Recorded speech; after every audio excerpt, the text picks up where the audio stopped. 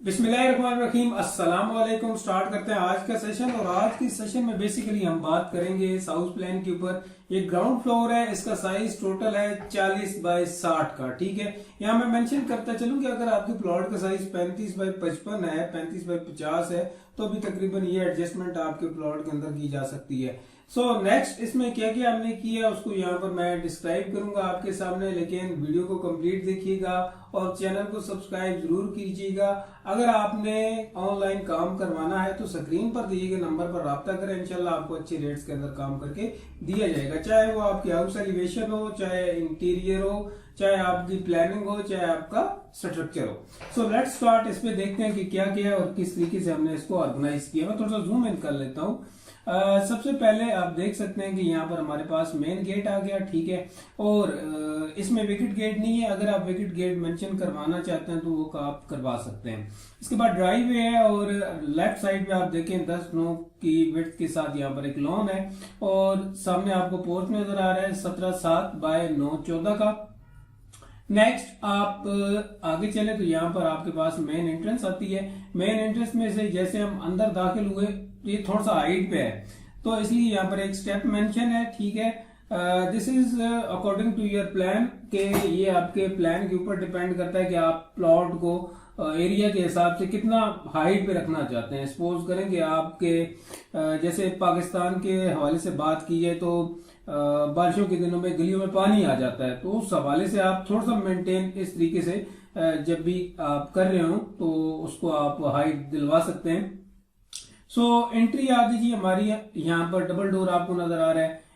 अंदर दाखिल हुए तो इस साइड पे आप देख सकते हैं कि हमारे पास एक ड्राइंग और डाइनिंग बिल्कुल एक जैसा ही, यानी कि एक पोर्शन के अंदर आ रहा है यहाँ पर। तो यहाँ पर आप व्यूअर्स देखें कि इस साइड पे आपकी डाइनिंग, इस साइड पे आपकी डाइनिंग एडजस्ट है और इस साइड पे आपका सोफाज वगैरह जो है ना उसको एडजस्ट किया गया है।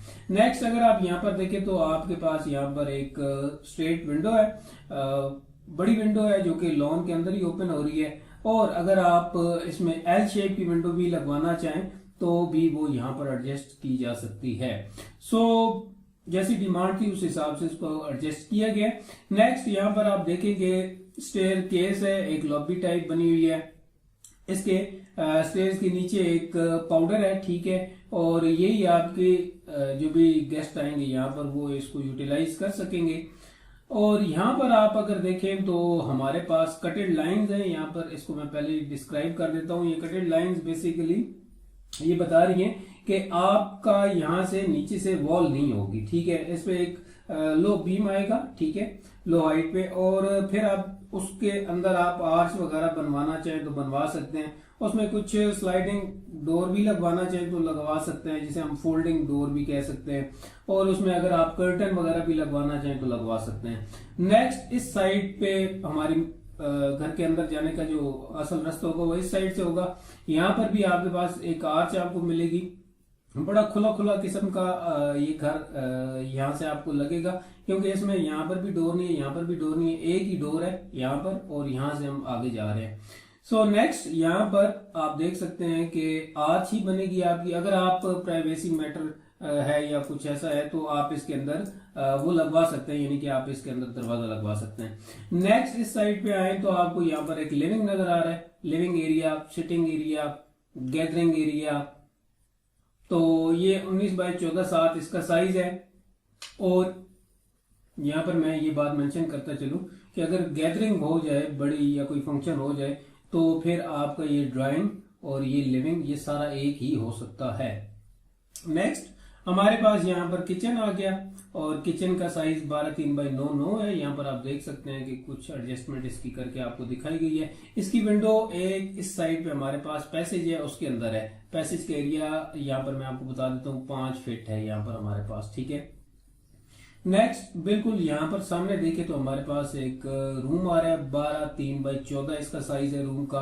और इसमें बाथ भी है, शॉवर का एरिया अलग से मेंशन किया गया है। नेक्स्ट इस साइड पे भी एक बाथ बेडरूम है। ठीक है, और इसका साइज 13 बाय 14 है और इसके साथ भी अटैच बाथ है और पीछे एक वॉशिंग स्पेस रखी गई है। और यहाँ पर एक स्पाइरल स्टेयर आप इसे कह सकते हैं मौजूद है। अगर आपने घर में कोई सर्वेंट वगैरह रखना है उसके लिए सबसे ऊपर आपका जो क्वार्टर होगा वो इसको यूज करके नीचे आएगा। ठीक हो गया जी। अब मैं थोड़ा सा बता देता हूँ वेंटिलेशन। यहाँ पर वेंटिलेशन कुछ इस तरीके से होगी कि यहाँ पर भी और यहाँ पर भी एल शेप की बिल्कुल पैसेज है, इसे आप ओपन टू स्काई एरिया भी कह सकते हैं। इसके अंदर आपकी तकरीबन ही सारी की सारी विंडोज आ रही हैं। लाइक किचन की विंडो इसी के अंदर आ रही है, आपके इस रूम की विंडो इसी के अंदर आ रही है, आपके बाथ की, यहाँ पर शावर एरिया में एक वेंटिलेशन है वो भी इसी के अंदर आ रहा है। ठीक है, और यहाँ पर आपके पास ये जो रूम है इसकी भी वेंटिलेशन इधर आ रही है और इस बात की भी आ रही है। ठीक है, सो नेक्स्ट, अगर इस तरीके से रखी जाए वेंटिलेशन तो उसका सबसे बड़ा फायदा क्या होता है, यानी कि इस तरीके से अगर रखा जाए ओपन टू स्काई एरिया तो उसका सबसे बड़ा तो फायदा ये होता है कि एक तो हवा की क्रॉसिंग बड़ी अच्छी होती है, और दूसरी चीज ये होती है कि सेवरेज के दौरान आपके मेन होल सारे इस एरिया के अंदर आ जाते हैं, बजाय इसके कि सारी पाइपिंग आप घरों के अंदर से ही लेके जा रहे हो। ठीक है, और इन फ्यूचर अगर मिसाल के तौर पे तोड़ फोड़ का कोई सीन अल्लाह माफ करे कि वो पैदा हो जाए तो बहुत ज्यादा नुकसान से आप बच सकते हैं। सो एक बात और यहाँ मेंशन करता चलूं कि यहाँ पर एक दरवाजा है। ठीक है, ये एक कॉर्नर प्लॉट है। ठीक है, ताकि यहाँ से भी अगर एंट्री को करना चाहे तो वो कर सके। सो ये था हमारा प्रोजेक्ट जो कि कंप्लीटेड है, आपके साथ मैंने शेयर किया। आई होप कि व्यूअर्स आपको अच्छा लगा होगा। चैनल जरूर सब्सक्राइब कीजिएगा नई वीडियोस, नई डिजाइन, नई एलिवेशन और नए प्लान्स के लिए आपको, ताकि बर वक्त मिलते रहे।